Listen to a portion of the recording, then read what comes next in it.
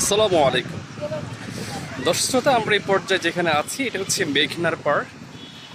একটা সময় বিবেচনা করা হতো মেঘনাকে বাংলাদেশের সবচেয়ে বড় নদী, সবচেয়ে দীর্ঘ নদী, প্রশস্তের দিক থেকে কিংবা দীর্ঘর দিক থেকে, এমনকি গভীরতার দিক থেকেও মেঘনাকে সবচেয়ে বৃহত্তম নদী হিসেবে বিবেচনা করা হতো। যদিও বর্তমান সরকার আমলে নতুন করে যখন জরিপ করা হয় সেক্ষেত্রে পরিবর্তন হয়েছে।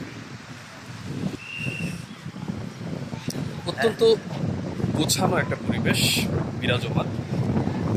দেখতে পাচ্ছেন নদীর পাড় ঘেঁষে পবন গাছের সারি সারি দাঁড়িয়ে আছে।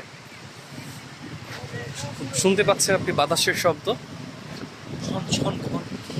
শন শন, বাতাসের শব্দ হচ্ছে শন শন। আপনি আপনার অবসর সময়টাকে একটি কোয়ালিটিফুল অবসর সময় পাস করার জন্য, স্পেন্ড করার জন্য এই জায়গাটা একটি চমৎকার পছন্দ হতে পারে। দেখতে পাচ্ছেন চারপাশ ঘেঁষে মহান রাব্বুল আলামিন অপার সৃষ্টি, নদীর মিঠা পানি, ছোট ছোট ঢেউ, রক্তিম সূর্য, সূর্যের আলো যে রূপালী আভা তৈরি করেছে, সবুজের মধ্যে যে ধূসরতা তৈরি করেছে, সব কিছু মিলিয়ে আপনাকে মুগ্ধ করবে। আপনি হারিয়ে যেতে চাইবেন প্রকৃতির মাঝে।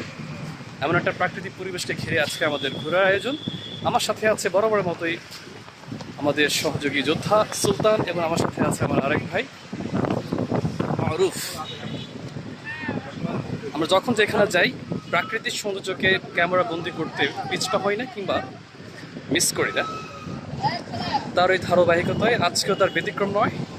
ঠিক এই মুহূর্তে আমরা ধারণ করছি আমার এই সোনার বাংলার রূপালী আভার নদীর পাশের পাড় ঘেঁষে যে সচিত্র তুলে ধরা হয়েছে, যে প্রাকৃতিক লীলার সৃষ্টি হয়েছে, তা না দেখালেই নয়। এখানে অনেকে এসেছেন, অনেকের অভিজ্ঞতা আছে এই সৌন্দর্যের ব্যাপারে, অনেকে এসে মুগ্ধ হয়েছেন, উপভোগ করেছেন।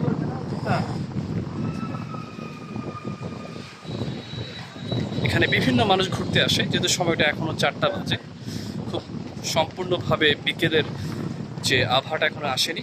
হয়তো কিছুক্ষণের মধ্যে দেখতে পাবেন মানুষে ভরে যাবে।